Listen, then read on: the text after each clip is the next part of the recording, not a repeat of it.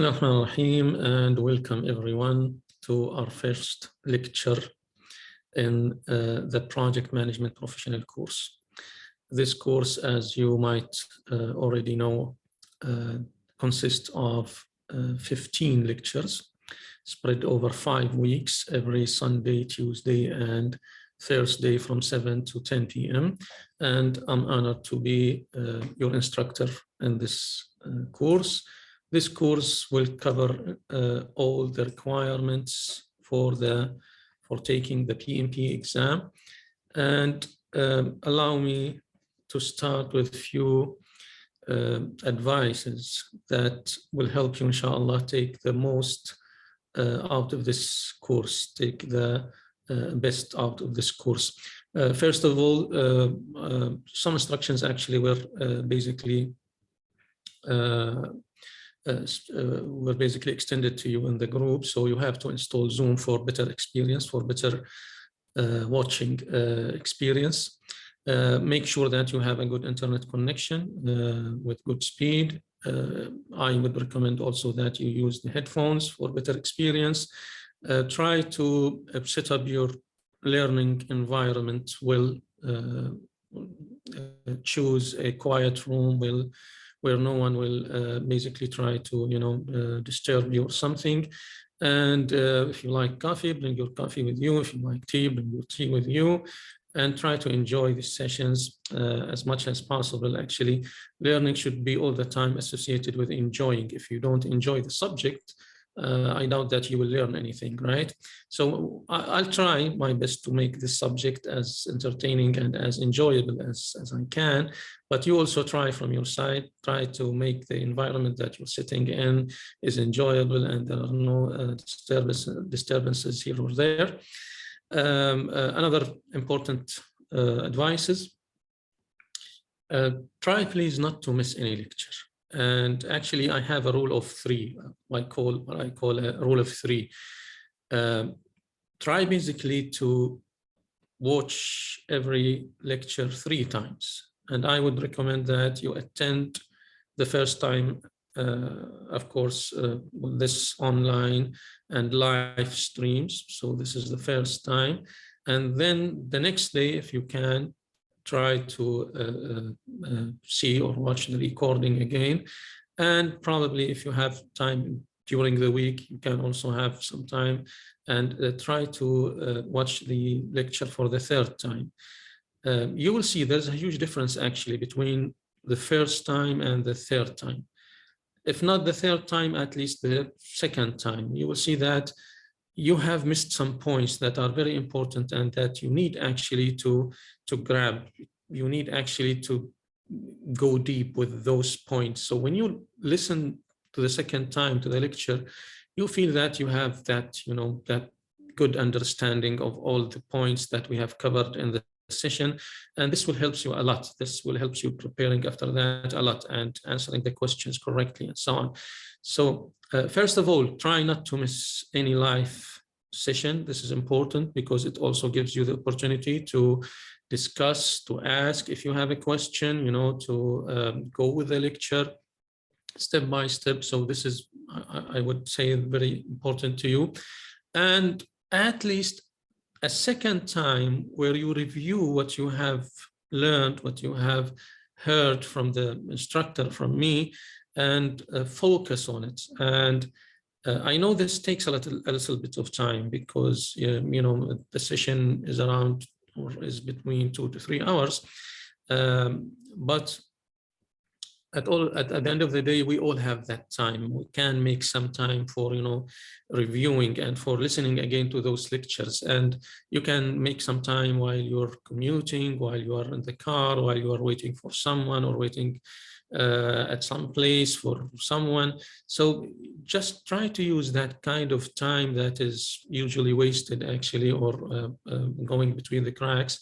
Try to make it useful by listening to the recording of those sessions. Again, those recording will be posted for you on private list on YouTube, and we will provide you with the link. We will have only actually one link, which is the playlist which will consist of all the recordings of all the lectures recorded on the on the YouTube. So you just have to, open the link and go to where you were reviewing and continue. And you can do that, every now and then. Not necessarily you need to review all the session in one time. You can review like 10 minutes now and 15 minutes after 1 hour and so on. Whenever you have time, you just try to make sure that you review those sessions, because this will make things a lot easier for you. And I know my students know that as well. My trainees know that as well. Some of my trainees will finish the course and they're fully prepared to take the exam. They will take the exam in 1 month, maximum, after we finish the course. While other trainees will take them like 6 months to take the exam, because they were not actually, so much or very much attentive to the lectures, and they didn't have the chance probably to review the lectures and recordings. So they will have to go again and review all the recording from the start. And the issue here is that we have some good amount of information, to be honest with you. It's true that it's a course of 40 hours or so, but actually every minute of those 40 hours is full of information, and probably new information that you have never heard before or listened to before. So it's important actually to be focused, and it's important to go through the chain of the ideas. If you lose that chain, you cannot actually continue to the next lecture or to the next ideas, and you find yourself lost. And that's why I find it very important to attend the live session, and again to try to listen to the recording of each session, so you maintain that flow of information and flow of ideas, and it continues making sense to you all of the time, and that will help you a lot in preparing your PMP exam. My last two advices to you is ask whenever you have a question. Whenever you feel that something is not clear to you, just feel free to ask anytime. As I mentioned to you, just post your question in the chat box and I'll get back to you as soon as I can. And we will have also some questions that are similar to the PMP exam questions. We will, throughout the course, we'll have like 100 or more than 100 questions that are similar to the PMP exam questions. And so try also to answer those questions. Even if you're not answering correctly, that's actually normal. When you start something, learning something, it's a learning curve, as they say. You need some time in order to figure things out. So, but you need to try, you need to, put some efforts in there so you can build that knowledge and build that know-how. So you need to start engaging and answering questions, even if your answers are not quite correct, but the bravery that you get and the courage that you have of answering these questions will be another motive for you to continue learning and to continue exploring that this information and the course. So please try to answer all the questions that we will be posting later on. I will also post some questions on my Twitter account throughout the course. So please also try to answer those as well. And again, I hope that you will have a very joyful and very entertaining learning journey with me, inshallah. I've never, I'm sorry, I didn't introduce myself first, because I think that most of you know me already. My name is Bayhas Sawady, and I am the founder and CEO of Crossover Management Consultancy, which is a management consultancy firm based in Bahrain. I am a PFMP, Portfolio Management Professional, and PMP, of course, Project Management Professional, as well as PMI ECP. And I'm actually PMP certified since 2006, and I've been training on PMP since that time. So I have like more than, I think, 17 years of PMP training, as well as being a project manager and a portfolio manager in other areas, especially in IT. My background is IT. I come from an IT background. So we have IT and software projects as well. Okay, so that's about the introduction. Any questions so far? Let's get to know what are the objectives of this course. What are the outcomes and objectives that we intend to deliver to you by the end of this course. So by the end of this course, you will be able to define the project life cycle and its corresponding process groups. It's important actually for a project manager to understand what a project life cycle is and what would be the phases of the project that he's managing, and how and what processes can the project manager use in order to manage the project throughout the project life cycle. So this is important, and we will have a good understanding of that. Second point, we will identify the 3 domains that the project manager must have competencies with. And namely, those are 3 domains that the PMI or the PMP exam is focusing on right now, which are the people domain, so how to manage the people in your project; the processes domain, what are the processes that you can use to manage your project; and the business domain, what are the things that you need to know and understand in the business environment as a project manager, and that you should keep in mind while managing your project in order to make sure that you are delivering the benefits to your business. And in this point, actually, we have a lot to say that we will say later on. So projects are initiated to deliver benefits to the business, basically. So this is what you should be focusing all the time throughout the project life cycle. I need to make sure that the project is delivering or is expecting to deliver benefits to your or to the business as have planned or as have been planned. The third point is that we need to distinguish between and actually get to know also the different project management methodologies and approaches. Before like a couple of years, the main focus of the PMP exam was on the traditional ways of managing projects, which is the planned or the predictive methodology. This course is in English, huh? You can understand me, I hope. As we agreed on from the beginning, right? This course is carried out in English. Okay, so basically, again, the PMP exam was only focused on the traditional approaches of managing projects, the waterfall or the predictive or the plan-driven approaches. But now the PMP exam is actually focusing on different approaches, especially the agile. Actually now in the PMP exam, you have like 60 to 70% of the questions coming from the agile and hybrid approaches.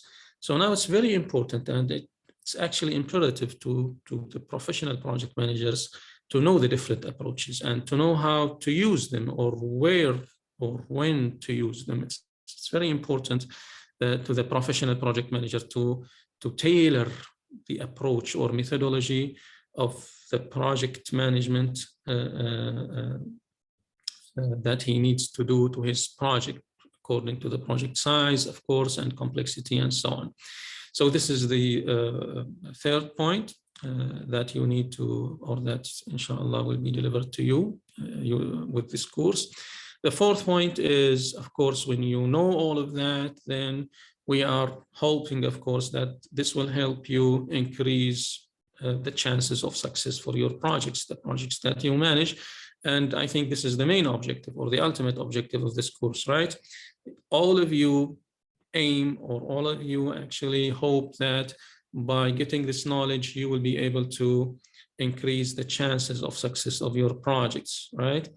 And of course, last but not least, to help you prepare and take the PMP exam successfully, hopefully from the first time. So when you also know about all of these points, then you're ready to take the exam and pass the exam, and hopefully from your first try. Okay, so these are the points that we will be covering throughout the course. Let's start now by after we have introduced what's this course about, let's start now by the basics. Let's start now by getting to know what a project is. So what's the definition of a project? What is project management? So what is project management, and why we need project management? Why are projects initiated? So what are the reasons that might have me initiate projects? And what's the PMI, Project Management Institute? And what is the PMP exam and ECOs, which stands for Exam Contents Outlines. So let's also get a little bit deep with the exam and the exam contents outlines, and understand what are the things or the points that we need to be covering for the exam. Okay. We will take a break, like 10 minutes or 12 minutes for prayers, because I know some of you, because of the difference of the time zone, some of you have not had the chance to pray. So it'll take like 12 minutes and we'll continue at 7:30, okay? So we'll take a break now, small break for prayers, and get back to you on 7:30. Thank you and looking forward.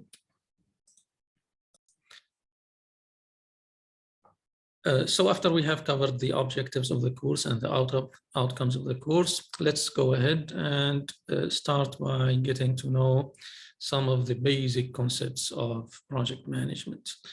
And let's start by asking a few questions. I have here some statements that I would like you to help me with, to mention whether these statements are correct or incorrect. These statements refer to some of the basic concepts, again, of project management that we will shed some light on them throughout the course, but I figured that we can start by checking your perception about those statements. So let's start with the first statement.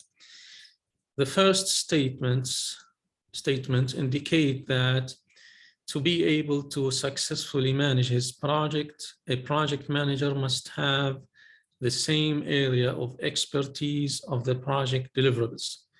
So the statement indicates that in order for a project manager to be successful in managing a construction project, for instance, he needs to be a civil engineer. If it's an IT project, then the project manager needs to be an IT engineer, for instance. Is this correct or incorrect? What do you think? Okay. Not correct, right? Let's check the answer. Yeah. So this statement actually is not correct. It's actually, this is one of the, the common misconceptions or misconception about project management. A lot of people think that if you have an IT project, then you should bring someone who is an IT expert in order to manage this project. And that is not correct, because what you actually need is someone who's expert in project management. Now, if he has some background in IT, then this is good. This will add value. But the main focus here is that we need someone who is expert in project management, not in IT, because his or her role as a project manager is a management role, right? They need to have the management skills set. They need to be able to develop a project schedule, for instance, to develop a project budget, to analyze the project risks, and so on. So what we need actually is someone with management skills, not with technical skills, right? Technical skills are added value. If they're available, then that's great. But what is really important is the management skills, not the technical skills. This is what we should be focusing on. And for that specific reason, we have this problem, or we see this problem a lot in projects, because top management tend to give the role to someone who's technically expert, right? This is actually what we call the halo effect. If you've ever heard of the halo effect, what is the halo effect? The halo effect is when you think that Mr. X or Mrs. X, because she's an expert in IT, she's the best person to manage the IT project. Now, is this correct? No, this is not correct, because being an expert in IT does not imply that she will be an expert in management, right? In project management. This is something different. Those are two different skill sets, right? And for that specific reason, this statement is not correct. And for that specific reason, we face a lot of issues when we assign people who are not project management experts to manage their projects because they are technical experts, right? I think some of you might have faced this issue before. Okay, let's move on to the next statement. The next statement indicates that if a project fails due to the lack of experience of the project team, the project manager assumes responsibility. So if we have like the team, but they lack skills, they're not qualified enough to, to do their tasks, and the project fails for that specific reason, then the project manager assumes responsibility. Is this correct? Wouldn't the project manager object to that and probably tell you that this is not my fault, it's the team fault because they're not qualified, right? What do you think? Yeah, of course, this statement is correct. Why? Because it's one of the responsibilities of the project manager to select the proper people and to include the proper people in the team. So he needs or she needs to make sure that they are bringing to the team the right people, the qualified people, right? And if we don't find someone who's qualified, then we have other ways to go around this, right? We can do training, for instance. We can build the capacity of those people in order to make them qualified to do the tasks that they're supposed to do, right? So at the end of the day, this is the responsibility of the project manager, right? He's responsible, or he should, or she, of course, when we say he, it's he or she, okay? Just for the sisters not to be upset with us. So he or she should be responsible for selecting the right people, bringing the right people to the team, and making sure that they are qualified by providing them what they need from whatever they need of resources, of training, of mentoring, of guidance, and so on, right? So again, yeah, the answer is correct. If you don't do that as a project manager, then you assume the responsibility of, the project failure.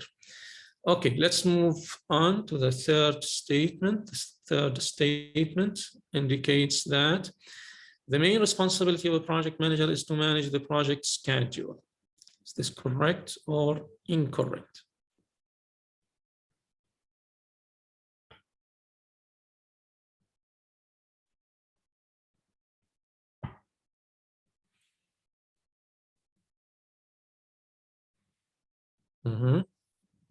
Okay, so most of you think that this is incorrect. Let's check. Yeah, this is again is incorrect. Why is it incorrect? Because I know that a lot of people think that, or when basically tell someone that you're a project manager, what they imagine about you that you are doing, that you are drawing schedules, right? They think that the main responsibility of a project manager is to create a project schedule and follow the implementation or the execution of the tasks throughout the project using this schedule. Now, this is probably one of the important responsibilities of a project manager, but is it the main responsibility? Is this the main responsibility of the project manager, is to develop and manage the project schedule? No, actually, this is not the main responsibility of the project manager.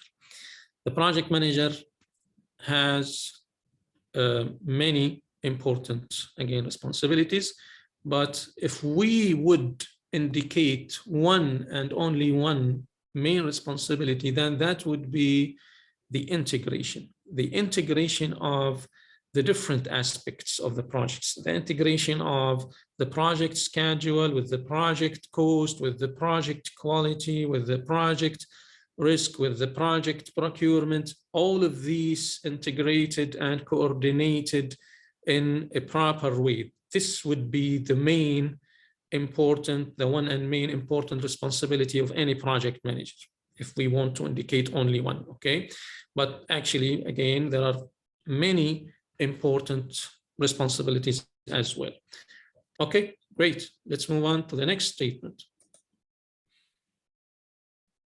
The next statements indicate that if a project fails due to hijacking the project shipment in Adam Bay, the project manager assumes responsibility.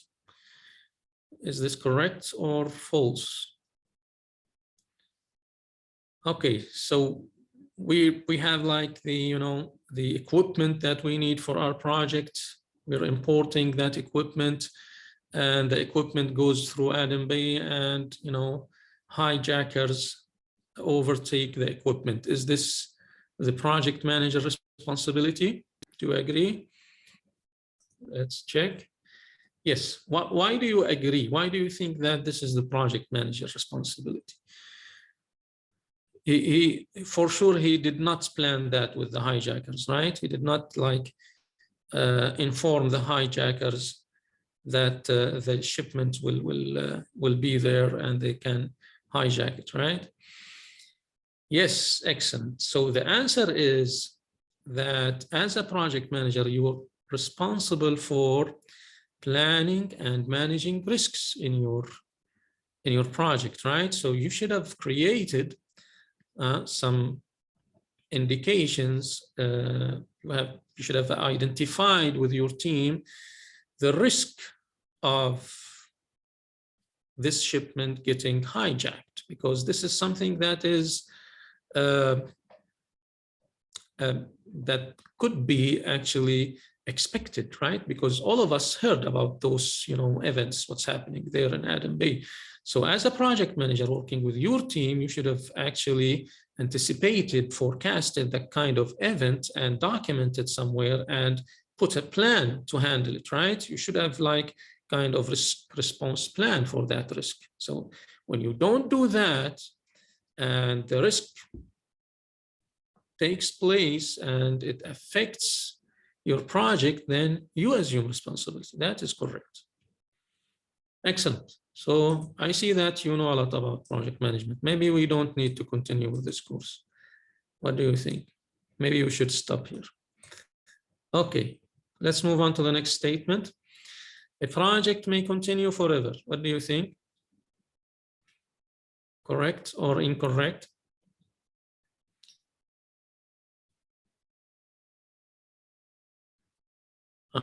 Yes, this is the very basic, right, of project definition, which is a project is a temporary endeavor. So every and each project should have a definite beginning and a definite end. No project may continue forever. This is completely actually unacceptable. Although sometimes we see projects that take a long time and continue without a definite end, but this is unacceptable. And every project should have a definite, again, beginning and a definite end. Correct. Okay, let's move on to the next statement.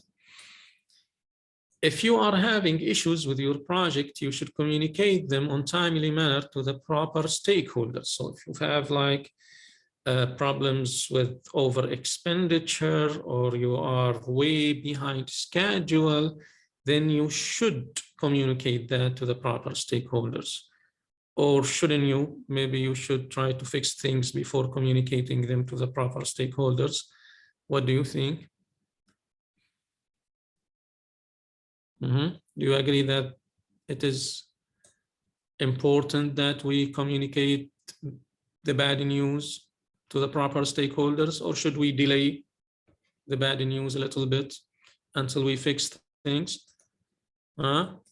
Yes, this is actually a very important thing. It's also part of the ethical behavior expected from the project manager and the professional and social responsibility. You should maintain honesty when communicating the project status, right?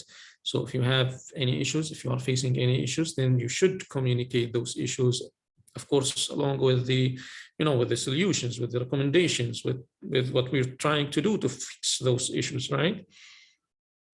Excellent. Okay. Yeah, Exactly, the proper stakeholders, not every stakeholder. Okay, the next statement indicates that you should start your project immediately rather than taking weeks of planning. What do you think? Should we start immediately or should we take a lot of time in planning? Huh? What sounds more correct? Yeah, as the saying goes, as you know, failing to plan is planning to fail, right? So you should take the right amount of time to plan. Now, sometimes some people, again, do the other, a bad thing of over planning, of taking a lot of time of planning and delaying execution. No, you should actually make the right balance between planning and execution. So you should have adequate time for planning and adequate time for execution. It's important, however, to have the right amount of time to plan ahead.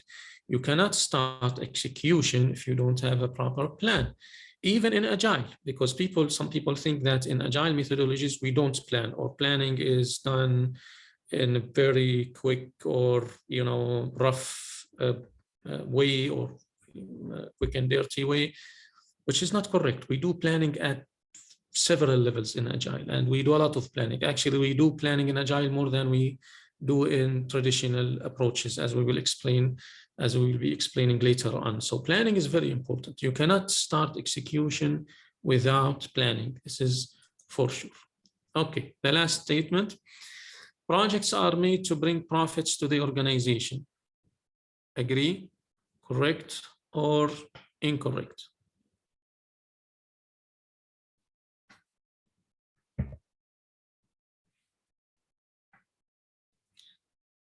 So what would be the correct statement if this is not correct? If projects are not made to bring profits, so why are projects made? Excellent. So the right word, instead of profits, we should use what? Excellent, yes. We should use benefits or value. So basically, we launch projects in order to build some value, or in order to bring about some benefits. And those benefits are not necessarily all the time financial benefits, right? We have different types of benefits. We have tangible benefits, we have intangible benefits, we have financial benefits, but we have like social benefits, right? We have like health benefits for some projects. So we have different types of benefits. It's not all the time about financial benefits. So the right word to be used here actually is benefit, right?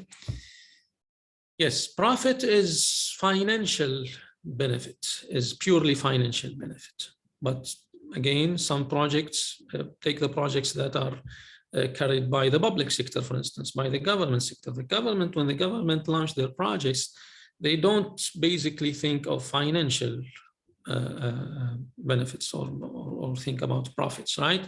They think about providing services to the public, right, to the people. So whether it's social benefits, whether it's again health benefits, whatever you have there, then but not in the first place, not financial benefits. And you have also the projects and the carried out by the NGOs, for instance, or by some health also health providers for refugees, for the United Nations. Most of these projects are not launched to deliver profits or beneficial or financial benefits. They are basically launched to add value and to deliver benefits, whatever those benefits might be.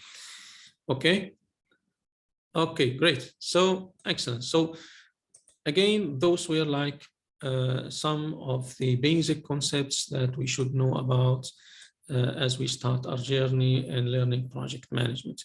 Now let's go back again to the very basic thing what is the definition of a project? When you hear the term project or the word project, what comes into your mind? Building a pyramid, preparing a budget for next year, building a tower, developing a mobile application. Are all of these projects, or some of them are not projects, some of them are projects? What do you think? Could these all be or constitute the definition of a project? Are they all examples of projects? Yes, they are all examples of projects, although they are different, right, in nature. You have here some building that was built like 5,000 years ago, and we don't know how actually it was built in the first place, and what kind of practice that have been used to build this, but it's a project, right? And that has been delivered successfully, and actually it's out there. We can go and check it out, right? And developing again a budget for next year, for our companies next year, is also an example of a project. Building up a tower is also a project. Developing a mobile application is also a project. So all of them actually have some kind of similar nature, right, that makes them all be defined as projects. Now, what is that? What are the similarities of all of these projects? You have two similarities, right? You have two things in common between all of these projects. What are they? All of these endeavors are what? Are temporary, right? So this was a temporary endeavor, this is a temporary endeavor, this was a temporary endeavor, and this is also a temporary endeavor. So it was temporary. And the second thing is that each of these projects delivered to us a unique deliverable or unique deliverables, right? So this pyramid is unique. You don't have the same pyramid with the exact same number of stones, with the exact same design in any other place in the world, right? When we develop the budget, the company budget, this budget will be unique to the company. No other company will have the same numbers on the same budget, on the same representation, and so on. This tower is unique. This application, Facebook, is unique. You don't find another, exactly the same application, like with the same features, with the same functions as the Facebook, for instance, right? So this is actually what makes the definition of a project. A project is a unique and temporary endeavor that is undertaken to create a unique product, result, or service. So projects can be or can deliver products, like a tower, for instance, like a pyramid. They can deliver services. So basically you can set up a communication network, and that enables people to communicate with each other using their mobile phones, right? So this is a service that you have delivered through a project. And projects also can deliver results. For instance, you might launch a project in order to identify the number of homeless people in that city. Okay, so what you get from this project is a result. You have like 10% of people who are homeless in that city.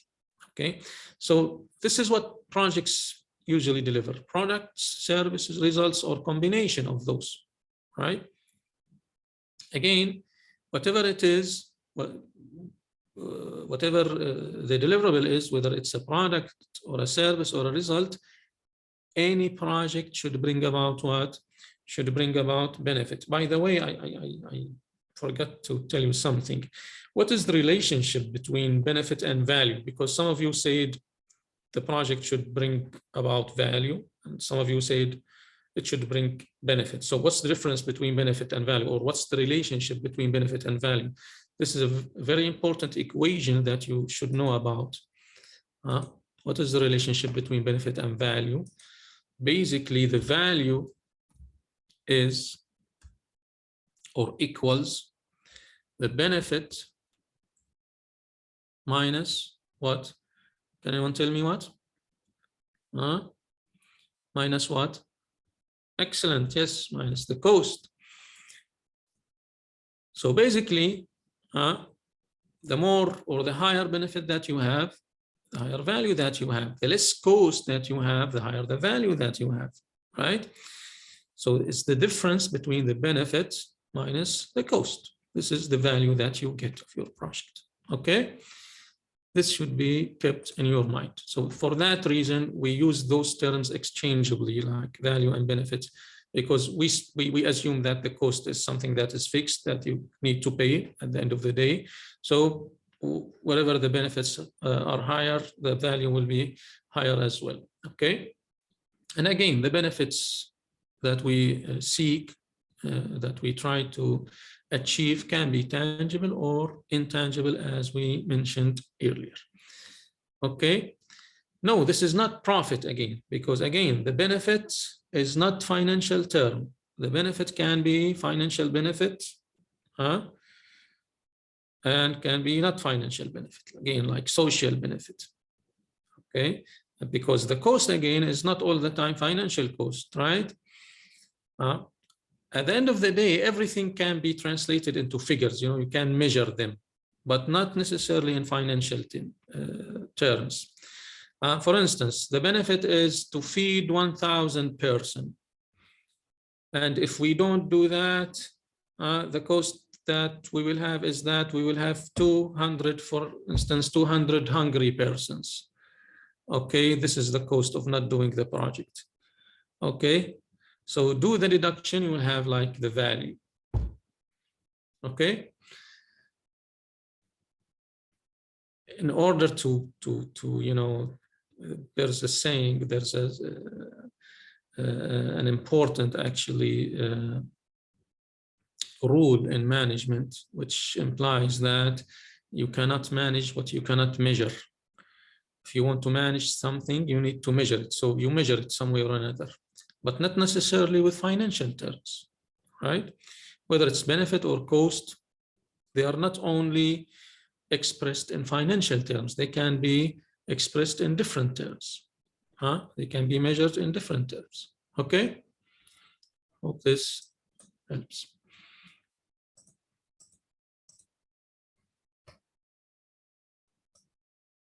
Okay. So this is what a project is. Now, what's project management, or what is the definition of a project management? Project management is the application of knowledge, skills, tools, and techniques to project activities to meet project requirements. So as a project manager, you will need to apply the knowledge that you will get, hopefully, from this course and from other courses, and the skills and the tools and techniques, and you will use those to the project activities in order to meet the project requirements. Basically, in order to achieve the benefits, again, that the project has been launched to achieve,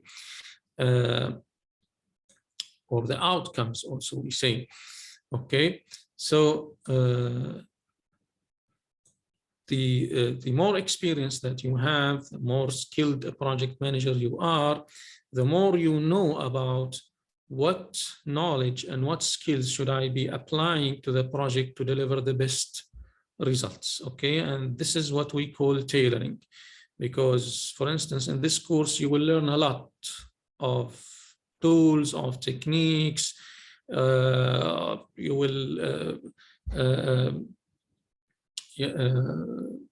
will have a lot of different tools that you can select from. So you need to know, as a professional and experienced project manager, what are the right skills and what are the right tools that I should be using in this specific project in order to deliver maximum results. And this is what we call tailoring, and we will explain it later on with more details, but this is very important now for you to be a professional project manager, to know what exactly to use from these, from these skills, from these tools, and from these techniques. Now, the second point, which is an important point and a golden rule, you will hear me talking about golden rule throughout the project. When you hear me talking about a golden rule, then please pay attention, because this is a very important rule that you should keep in your mind all the time. So this golden rule states the following: projects bring about change. Now, this is a general rule. Any project that is launched will bring about some change, will affect the people, the stakeholders that are involved in the project, will affect probably the environment, will affect probably the company, will affect probably, the surroundings of whatever we're trying to do, okay? So each project brings about change. And most of the time, people hate change. Most of the time, we will be faced by change resistance. Some people will try to, hinder the project. Some people will try to throw obstacles at the face of the project. Not only people, sometimes, some laws will try to resist the change that the project is trying to bring about.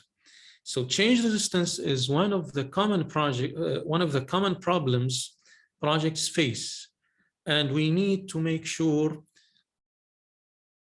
how to manage this resistance properly. Otherwise, the change resistance can cause the project to fail, okay? And basically, there was like kind of statistics that I read before. It was like around 40% of the project that fail because of change resistance.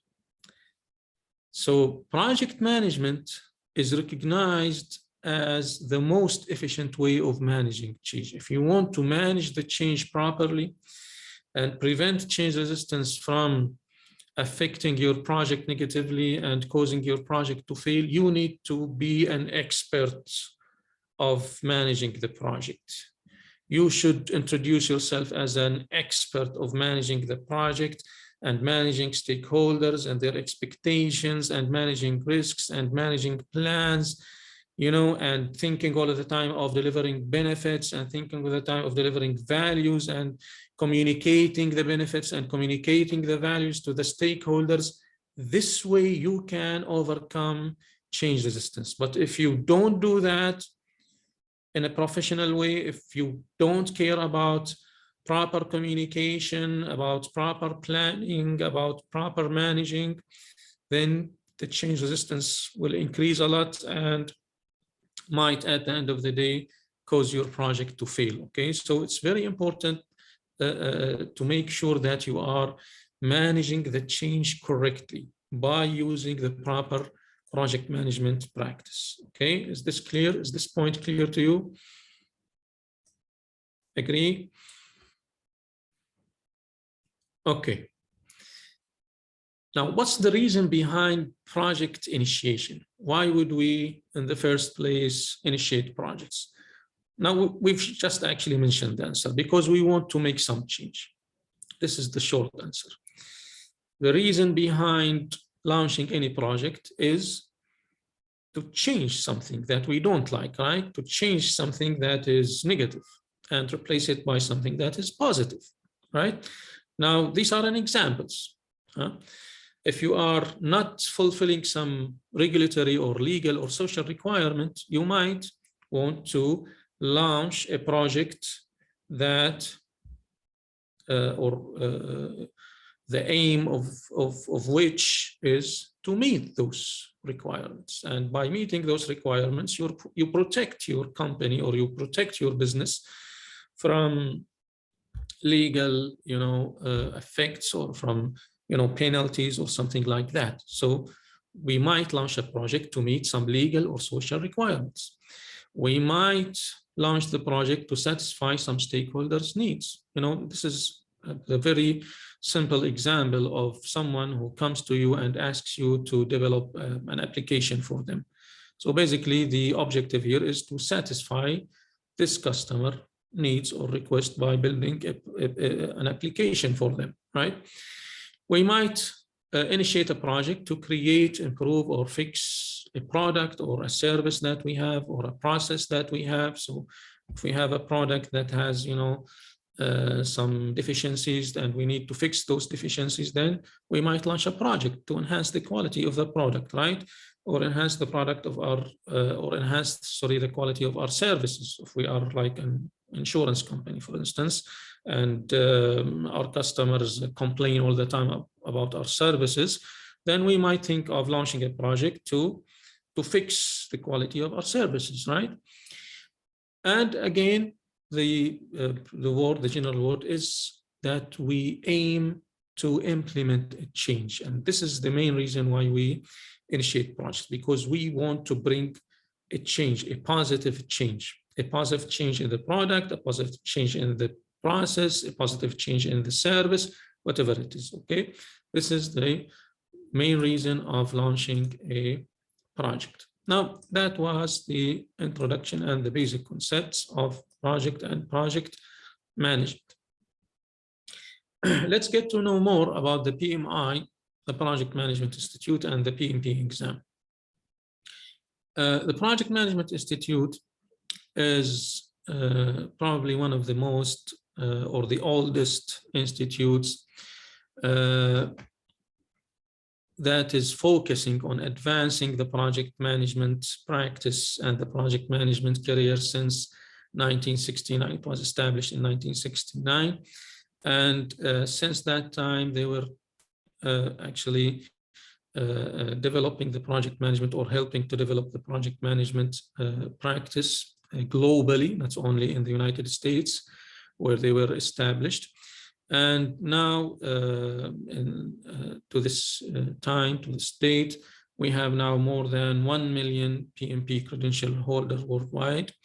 Actually, I think the number now is around 1.3 million PMP credential holders worldwide, which is, do you think that this is a huge number? Actually, this is a very small number comparing to the number of projects that we have worldwide. I think that we have hundreds of millions of projects globally, worldwide. So if we have only 1 million or 1.5 million PMP credential holders, then this means that there's a huge gap between the demand and the need, right? And for this reason, the PMP credential is one of the hottest credentials all over the world. All over the world, in any country that you go to, PMP as a credential is very important and is sought after credential because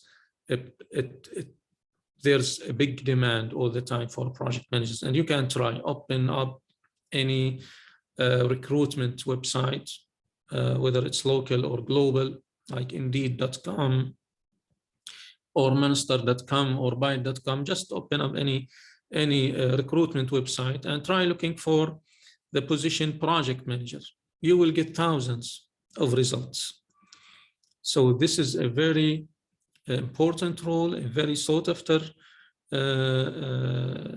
position, and having this credential will help you a lot securing your position as a project manager. Now, a little more about the exam. The exam has 180 questions. And those are distributed over 3 batches, so 60 and then 60 and then 60, and you have 10 minutes break between every 2 batches. Most of the questions are MCQs, so you have the question and you need to select the best answer, not the right or correct answer, but the best answer, because sometimes you have 2 correct answers, but as a professional project manager, you should be able to differentiate and select the best answer that fits the situation. You have 230 minutes to complete the exam, and you get the result immediately after completion of the exam, whether you passed or not.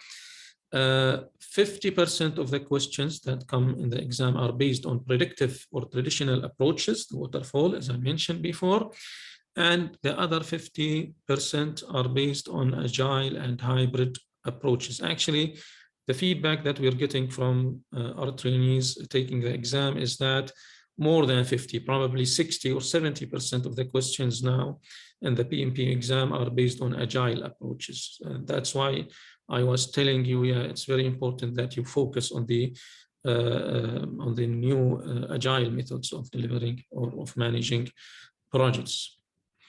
By the way, we have here people who are already PMP certified, but they are re-attending the course just to, you know, to benefit from the new changes, especially the changes that came with the PMBOK Guide 7. Now, the PMP exam has content outlines, which are, you know, the things that the PMP exam covers. Okay, there is no publicly announced passing percentage. The PMI does not announce that, but it's estimated around 75%. So you need actually to answer 75 to 80% of the questions correctly in order to pass. This is not publicly, again, announced by the PMI.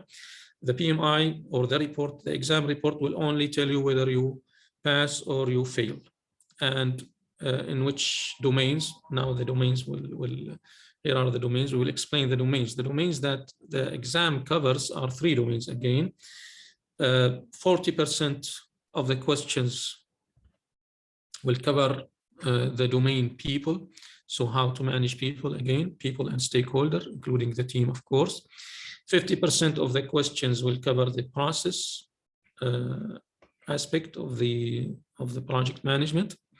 And 80% of the questions will cover the business environment. So you need actually to cover all of these, and you will get your exam reports based on these 3 domains.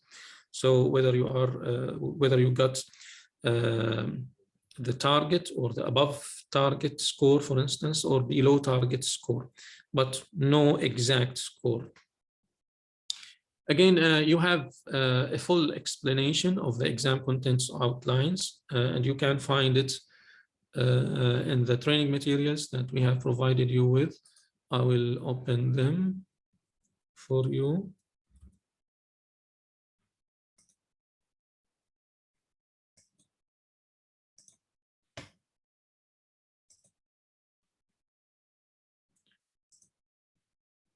Okay, so if you open the Dropbox folder that we distributed to you, you will find here the PMP examination content outline.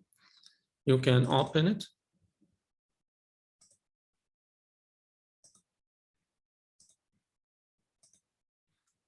And you will get, of course, the last version is this version, January 21. This was the last update of the exam. Again, it's distributed over people, process, and business environment.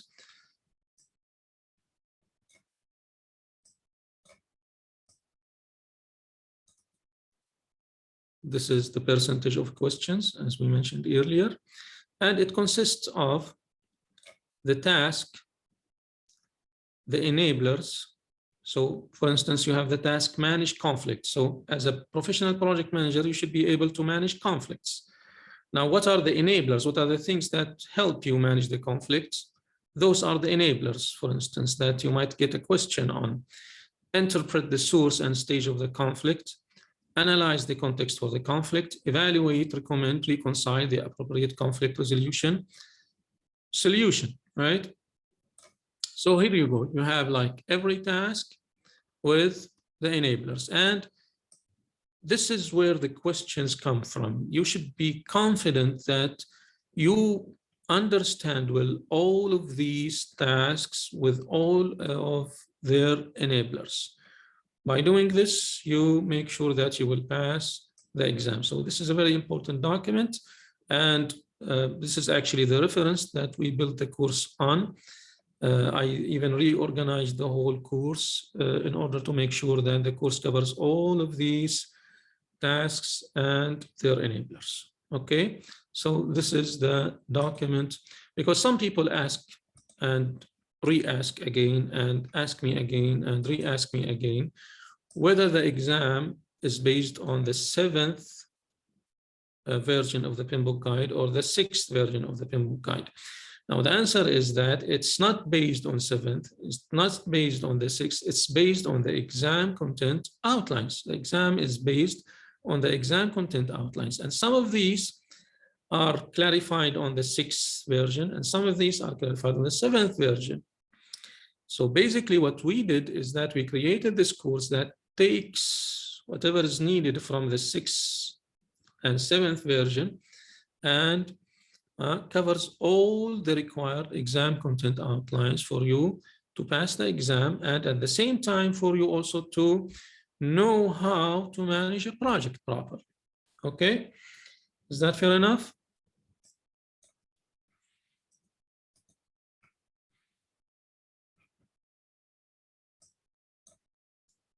Okay, how about we take again like 10 minutes break, 10 minutes break for those also who want to pray, and then we can continue.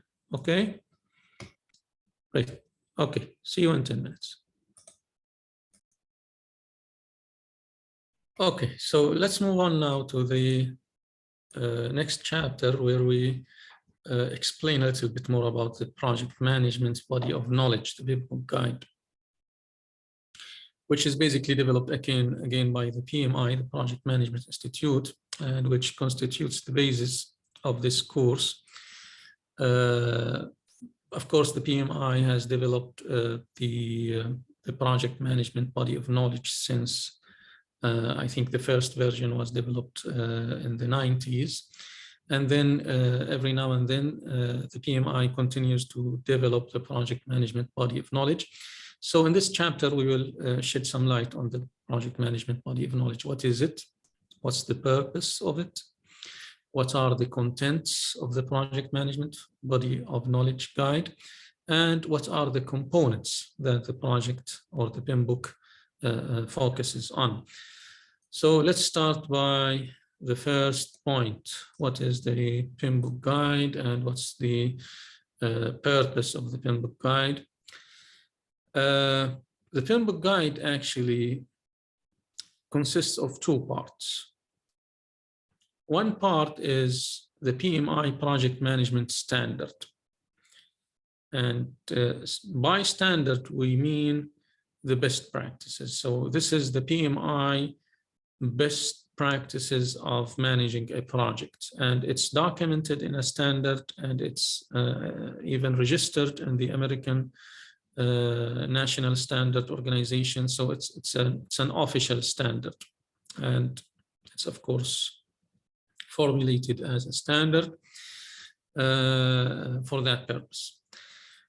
The other part of the PMBOK guide is the elaboration of the standard. So basically, this is where they elaborate more on the standard and how to use the standard and how to tailor the standard and so on. Okay, so basically, whatever the PMBOK guide that you are looking at, whether it's the PMBOK guide 6 or the PMBOK guide 7, you will see that it consists of two parts. The first part, which is the standard. The second part is the elaboration of the standard, and we will explain later on the difference between the PMBOK guide 6 and the PMBOK guide 7. So basically, the PMBOK guide, or the objective of the purpose of the PMBOK guide, is that it identifies the subset of project management practice, which is again generally recognized as the good practice. So how we can manage the project with the maximum chances of achieving success. This is the purpose of the guide. And with that, we consider the PMBOK guide to be applicable to all of the projects all of the time. It's not specific to some industry. The PMBOK guide is not specific, for instance, to the construction industry. It's not specific to the IT industry or to the public sector, for instance, and government sector projects. No, it can be applied to all of the projects all of the time. And the good practice and the tools and the techniques and the skills that you will learn throughout this course that are taken from the PMBOK guide are again applicable in many scenarios that are not related directly to any specific industry, okay? Especially, of course, the last PMBOK guide version, which is version 7. Because in version 6, we used to say it's applicable to most of the projects, most of the time. Because version 6 was process-oriented, was tending to, you know, to the traditional approaches, to the waterfall approach, where you, as a project manager, follow processes in order to initiate your project. You follow processes in order to plan your project. You follow processes in order to execute your projects and so on. But in the version 7 is not process-oriented. We are actually, or the PMBOK Guide 7 does not mention processes, does not guide you through inputs, tools and techniques and outputs. No, it's principles oriented. It's based on principles, as we will see later on. And that's why it's considered to be applicable to all projects all of the times, regardless of the approach that you are using, regardless of the industry that you are working in. The version 7 of the PMBOK guide is considered to be applicable. Okay, you can hear me well, right? Everything is okay? Okay, just make sure that you have a good internet connection, okay? So that's why we say now that the PMBOK guide, the 7th version of the PMBOK guide, is principle-based, mindset-oriented framework. The objective here is to create a mindset for you that you can use again in any project. We want to change your traditional way of thinking. We want to change your traditional mindset, your old mindset, and replace it with a mindset that you can use as a professional project manager to manage any project in any industry.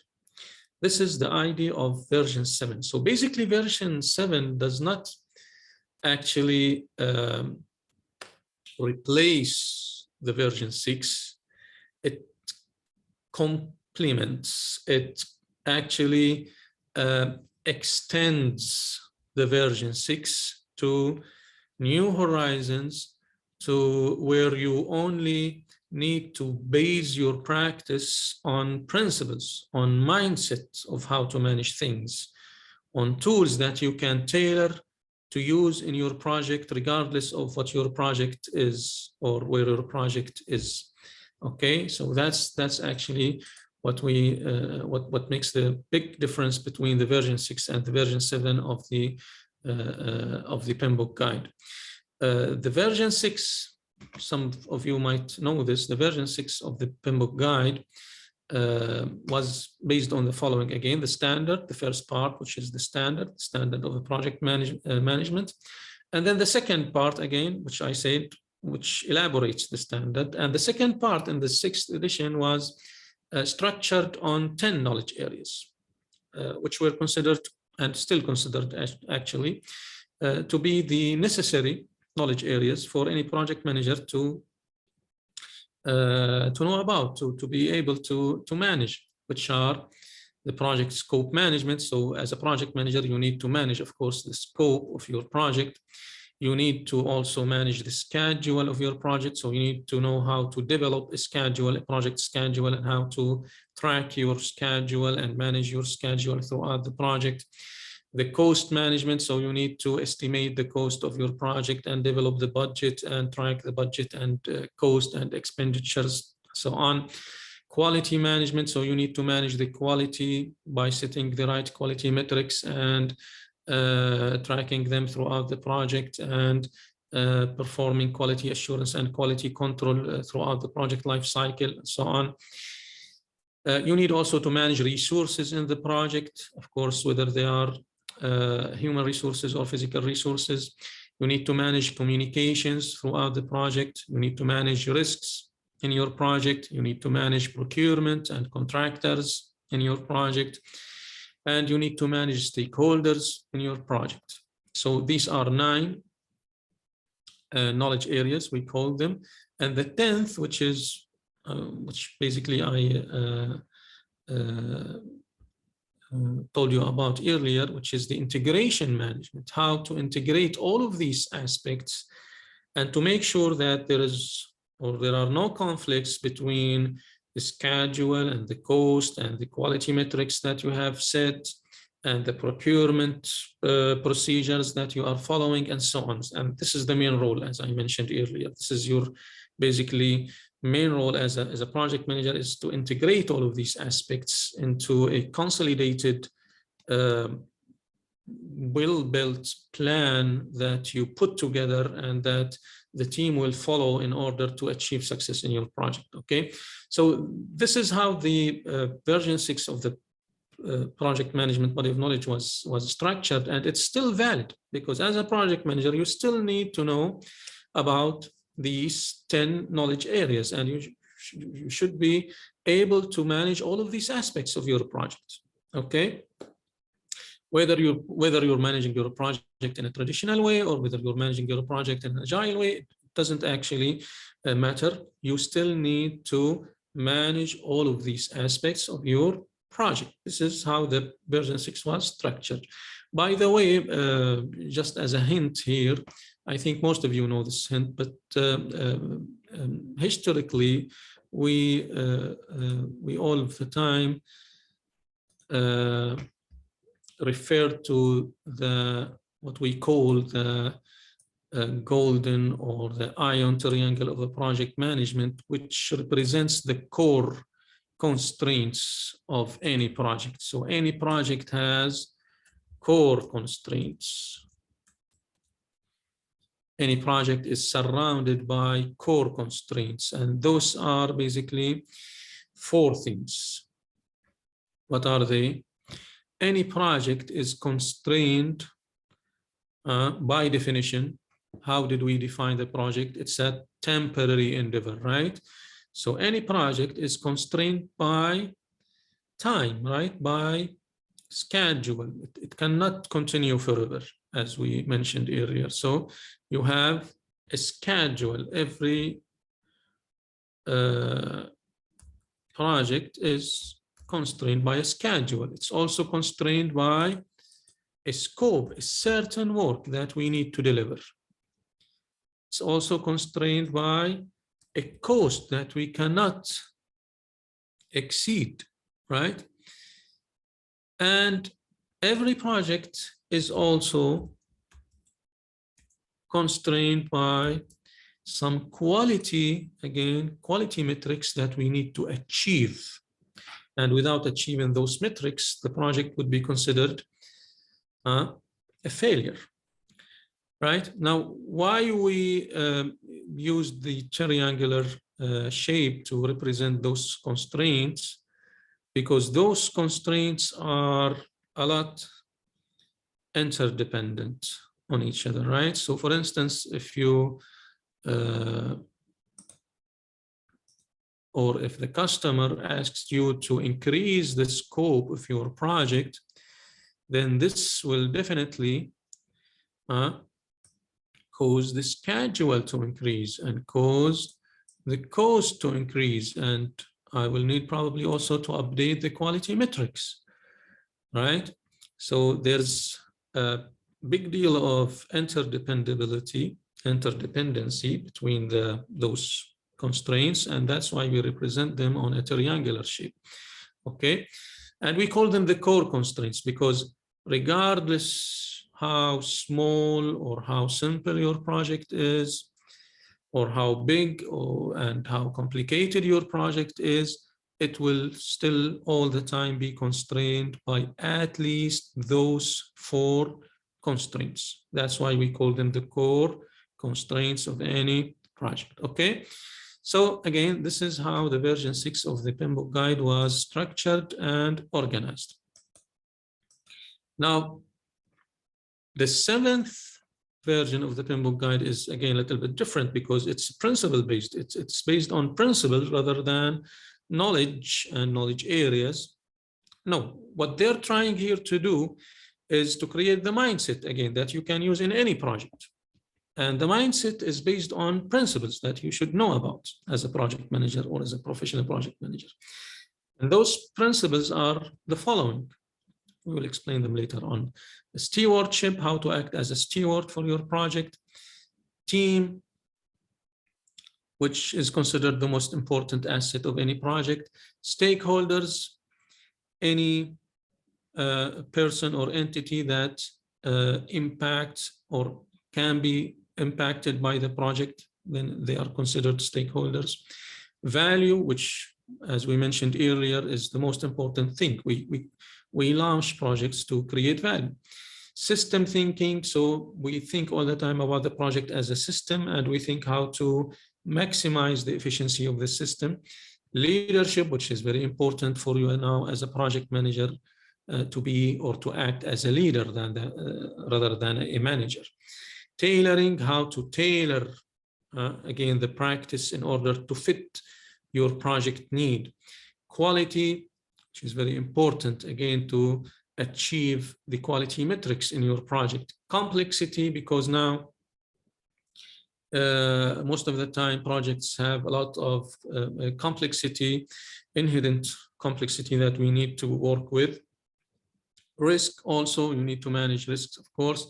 Adaptability and resiliency, so you need to have again this agility, adaptability, ability to change your plan according to the new circumstances and so on.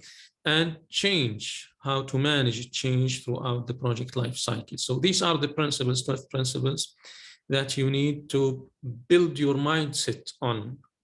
And these are the principles that will guide your behavior throughout the project life cycle as a project manager. Okay, and we'll explain a little bit more about these principles later on. Okay, so these principles will guide you in the project performance domains. Now, these are the things that you work as a project manager to deliver, which are managing the stakeholders, managing the team, using the right development approaches and life cycle, planning your project well, executing your project work well, making sure of delivering value and benefit, measurement of the performance, and handling uncertainty in your project. So we call these the performance domains. So basically, instead of the processes in the 6th edition, we had 49 processes. Some of you might know this.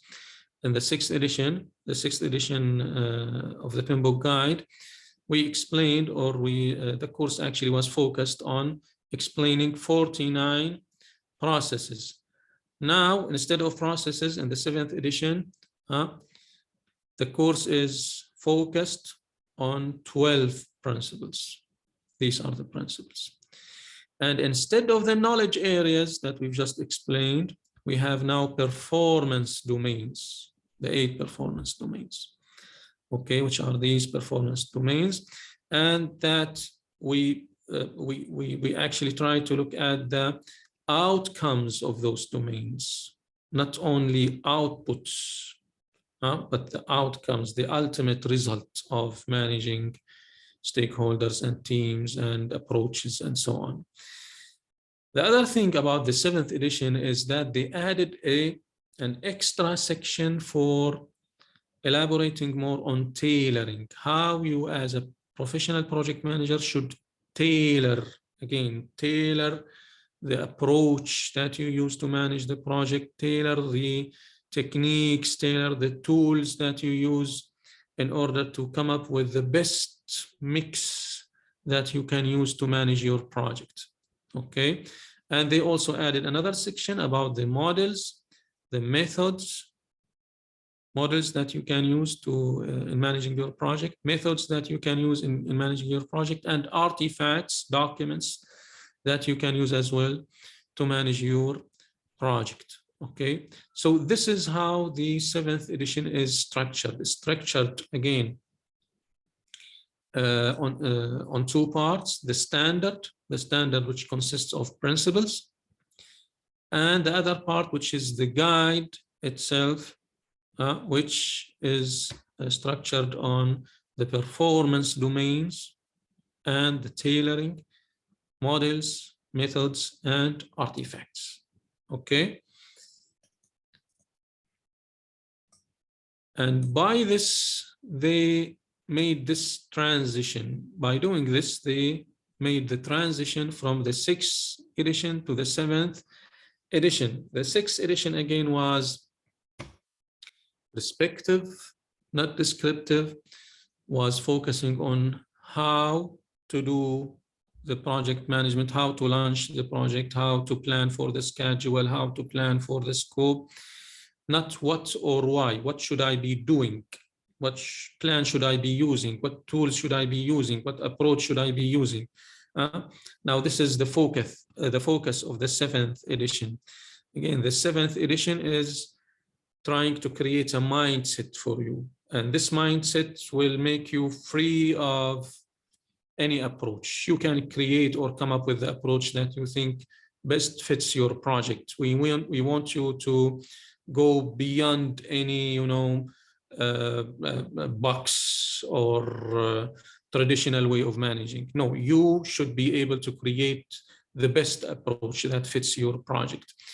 The 6th edition was again based on processes and was process focused, while the 7th edition is based on domains, based on principles, on mindset, thinks of outcomes, not of deliverables, not merely deliverables, and whether these deliverables bring the benefit or not, it's not important. No, now we think about the outcomes, the benefits. Again, the benefits are the most important thing.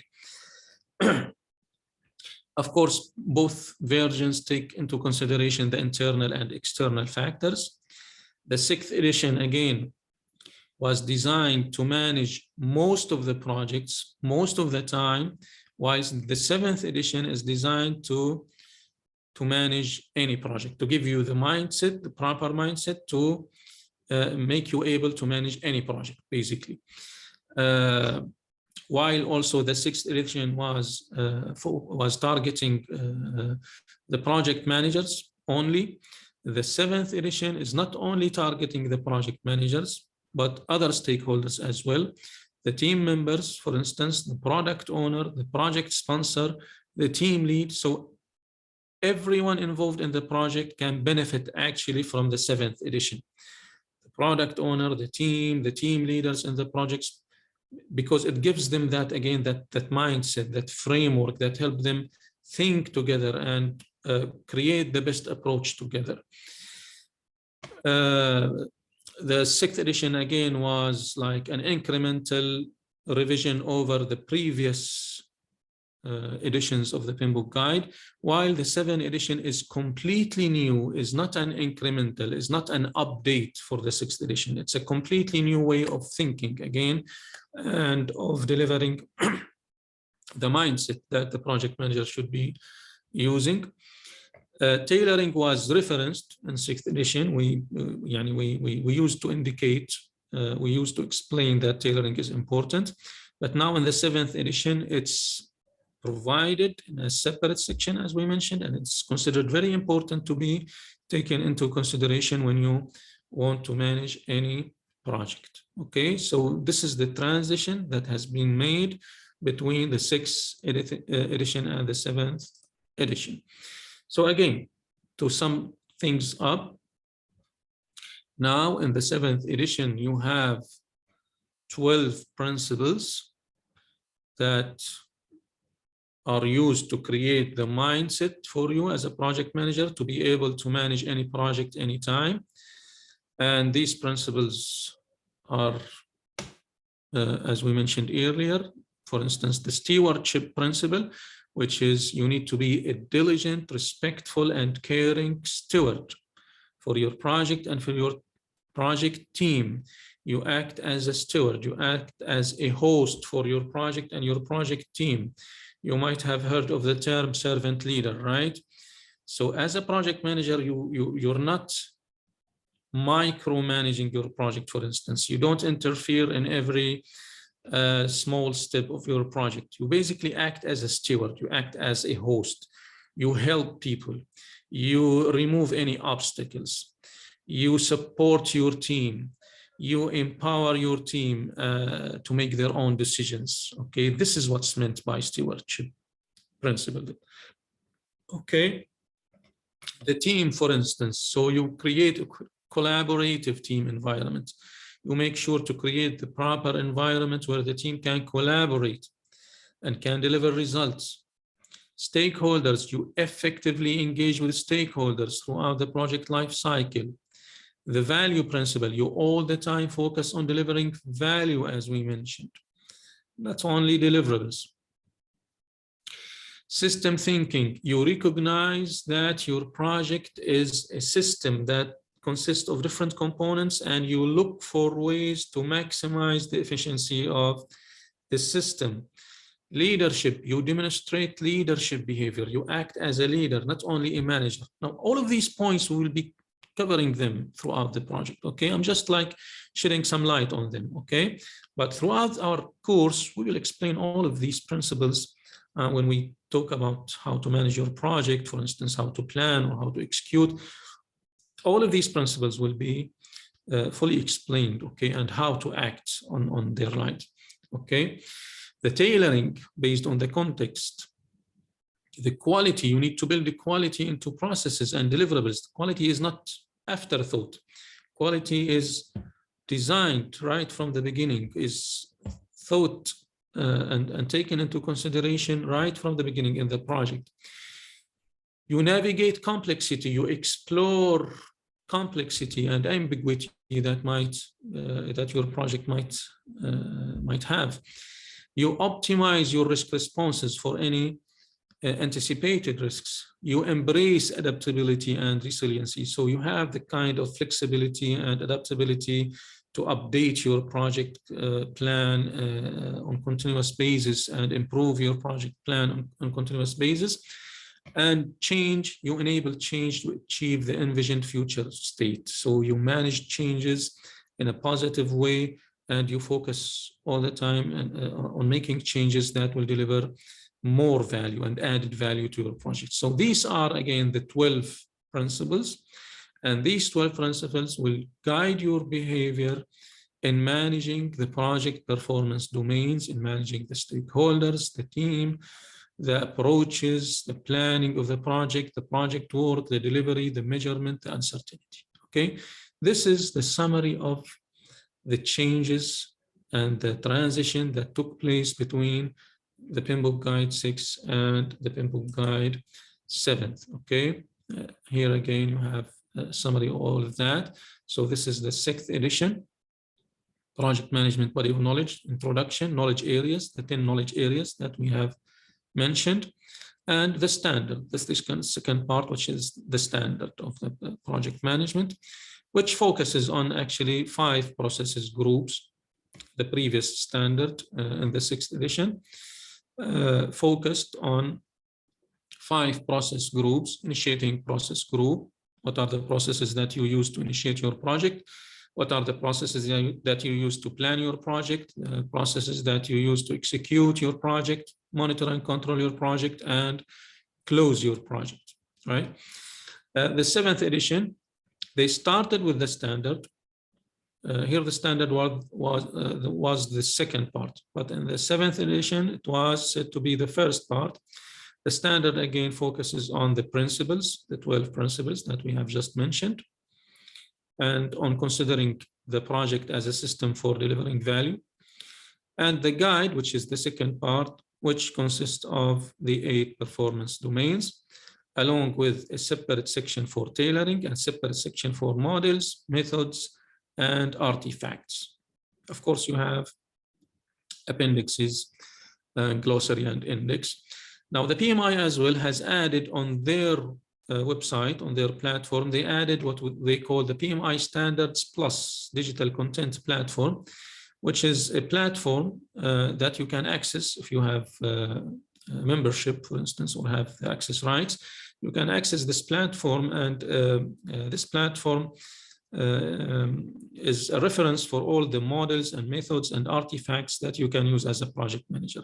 So you can learn a lot about any model or any method or any artifact that you can use in project management. So this is on their website, and you can access it on their website if you have a membership. Okay. Okay, so far, any questions? So this is about actually the, about the PMBOK guide. Okay. And the PMBOK guide, the 6th edition and 7th edition. Any questions so far? Everything is well?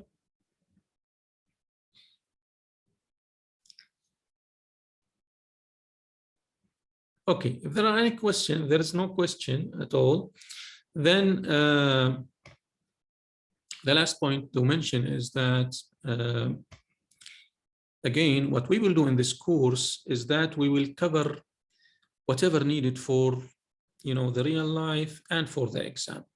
So we will take some parts of the 6th edition, and we will take some parts of the 7th edition, and we will explain them and merge them in a way, again, that help you really to become a professional project manager and to pass the exam itself.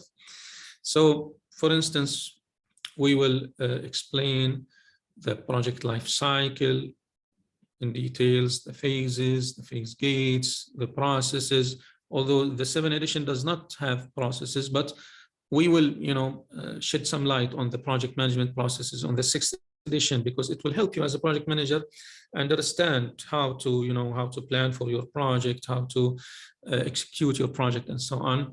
So we'll also shed some light on the process groups and on the knowledge areas, although these are mainly components from the 6th edition, but they are important for you as a project manager, to understand how to manage your project, based again on the principles that are mentioned on the 7th edition and based on the performance domains that are mentioned on the 7th edition. And this is what we are trying to do here. Okay. Okay. So we will start by explaining the components of the guide. But I suggest that we stop today at this point, because I know this is the first lecture, and probably you need, some time to adjust to whatever we're trying to do here. So just to take some time for you to, again, to review this all of the time, so we have like the correct start, okay? And this is my way, by the way, all the time. We start slowly. I tend to start slowly and to focus a lot on the basic things and, the basic concepts, because when you build those correctly, when you build the basic things correctly, you can then advance quickly. But if you build those in a weak way, then you will face a lot of troubles later on. So we stop at this point, and we continue, inshallah. We'll continue, inshallah, next Monday, of course, at the same time. And wish you a very pleasant evening. Thank you for attending, and thanking for taking time to attend this lecture, and looking forward to continue this course with you, inshallah, next Monday. Take care. I sent you the quiz on the group. It's posted on Twitter account. Okay. Okay. Have a nice evening, everyone. Thank you, and see you Monday. Take care and bye.